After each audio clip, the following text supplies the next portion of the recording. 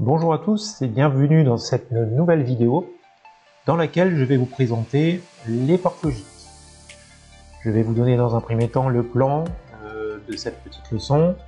Je commencerai toujours par présenter la symbologie des portes logiques, suivi d'un petit schéma électrique qui nous permettra de compléter la table de vérité de la porte. Donc sans plus attendre, passons à cette présentation. Nous allons commencer la présentation par la porte logique E. Au niveau symbologie, nous avons deux symboles possibles, la norme US, ici à gauche, et la norme française, ici à droite. Au niveau du schéma électrique, voilà à quoi correspond une porte logique. Petite chose à savoir, chaque interrupteur est systématiquement représenté au repos. Nous allons à présent remplir la table de vérité et afficher donc les différents cas possibles. Alors petit rappel, au niveau des portes logiques, les entrées sont toujours symbolisées par une lettre en minuscule et la sortie en majuscule. Le chiffre 0 indiquera le fait que nous n'agissons pas sur l'interrupteur, nous le laissons au repos. Et le fait de mettre un 1 sur notre interrupteur symbolisera une action de notre part. Commençons par le premier cas, donc 0, 0. Donc c'est comme si nous mettions un 0 et un 0 à l'entrée de notre porte logique E. Et voyons ce que nous allons avoir comme état en sortie, à savoir que les états de sortie possibles d'une porte logique sont soit un 0, soit un 1. Donc dans le premier cas, nous avons 0 et 0, c'est-à-dire que nous n'agissons pas sur les interrupteurs, et vous voyez très bien que au final, notre courant ne va pas pouvoir circuler dans notre circuit électrique. La lampe est éteinte, état de sortie 0. Prochaine étape, A à 1, B à 0. Action sur l'interrupteur petit a, le courant ne circule toujours pas dans notre circuit. Lampe éteinte, état 0. Étape suivante, nous allons actionner l'interrupteur B, A revient au repos. Comme vous pouvez le voir ici au niveau du schéma électrique, le courant ne peut toujours pas circuler dans notre circuit. La lampe est éteinte, 0 en sortie. Et enfin, dernière étape, nous actionnons les deux interrupteurs. Le courant peut cette fois-ci circuler dans notre circuit. La lampe est allumée. État logique de sortie de notre porte 1. Donc pour résumer, nous aurons un 1 à la sortie de cette porte logique et uniquement lorsque nous aurons A à 1 et B à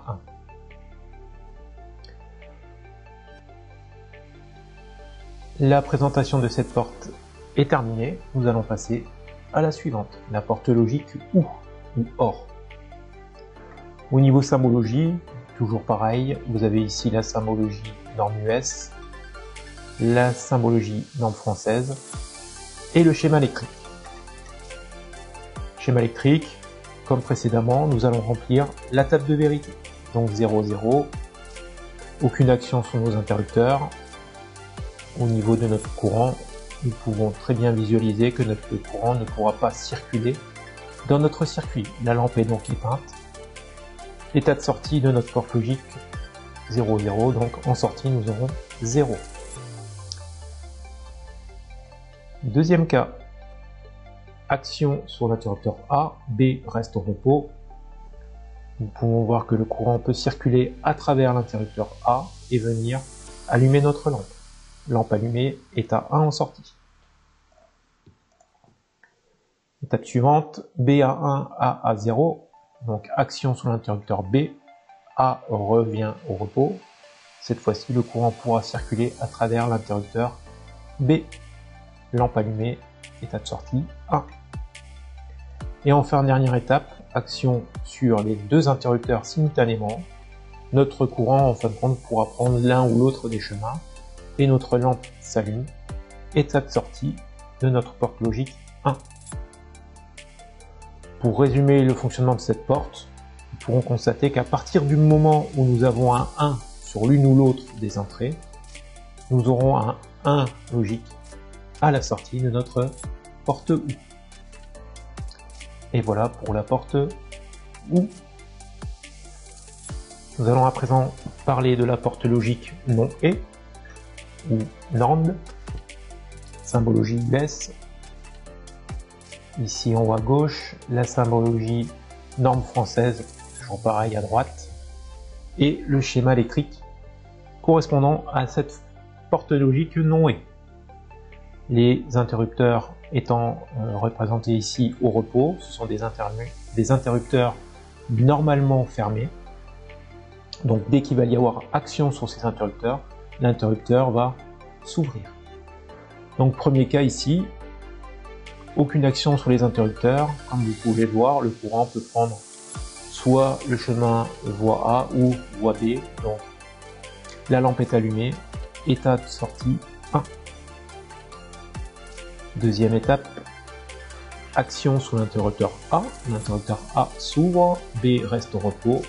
Le courant empruntera le chemin via l'interrupteur B, la lampe est allumée, état logique de sortie 1. La suivante, BA1, AA0, donc BA1, donc ouverture de l'interrupteur, AA0, on n'y touche pas, le courant empruntera le chemin suivant, donc via l'interrupteur A, lampe allumée, état de sortie 1. Et enfin, dernière étape, les deux interrupteurs, action sur les deux interrupteurs. Donc nous allons ouvrir les deux interrupteurs. Finalité, le courant ne peut plus circuler dans le circuit. La lampe est éteinte. État logique 0. Et voilà pour la porte logique non et. La porte logique non ou appelée aussi NOR. Symbologie, norme US, la symbologie de la norme française et le schéma électrique. Toujours même principe, interrupteur représenté au repos, première étape. Les deux interrupteurs restent au repos. Nous pouvons nous rendre compte ici que le courant va pouvoir circuler dans le circuit et venir allumer notre lampe. État de sortie 1. Prochaine étape, A à 1 et B à 0. Ouverture de l'interrupteur A. Est-ce que le courant peut circuler dans le circuit? Non. La lampe est éteinte. État logique 0, pardon. Étape suivante, A à 0, B à 1. Donc A à 0, notre interrupteur A revient en repos, normalement fermé à la base. Action sur l'interrupteur B, nous l'allons ouvrir. État de sortie de la lampe. Nous pouvons constater que le courant ne peut pas circuler dans le circuit, donc l'état de sortie 0. Dernière étape, les deux interrupteurs ouverts, action de ces deux interrupteurs, donc on ouvre le circuit pour les deux. Le courant ne peut une nouvelle fois pas circuler dans le circuit, la lampe est éteinte, 0 en sortie. Voilà en ce qui concerne la porte logique non OU. Il nous reste à voir deux portes, dont la porte logique OU exclusif, ou appelée aussi XOR, symbologie norme US, symbologie norme française, et voilà le schéma électrique correspondant à cette porte logique. Dans ce cas de figure 0 et 0, les interrupteurs restent configurés de cette manière. Est-ce que le courant peut circuler? Non. La lampe est donc éteinte, état de sortie 0. L'étape suivante, action sur l'interrupteur A. Vous avez pu voir ici, A se ferme et ici, le A s'ouvre. B reste au repos. Cette fois-ci, le courant peut circuler via ici la voie du haut pour venir allumer notre lampe. État de sortie, donc 1. L'étape suivante, A à 0. Donc on revient ici sur l'interrupteur A, ici au repos. Donc celui-ci s'ouvre et celui-ci revient fermé. Cette fois-ci, nous actionnons grâce au 1 logique qu'on vient appliquer sur l'entrée B de notre porte. Nous venons actionner l'interrupteur petit b. Qu'est-ce qui se passe ici? Donc petit b ici s'ouvre, celui-ci se ferme et le courant cette fois-ci empruntera la voie du bas. Allumage de la lampe, état logique de sortie 1. Et enfin, dernière étape, on va actionner les deux interrupteurs simultanément. Donc cette fois-ci, le courant ne pourra ni prendre la voie du haut, ni prendre la voie du bas. La lampe est donc éteinte, état logique de sortie 0.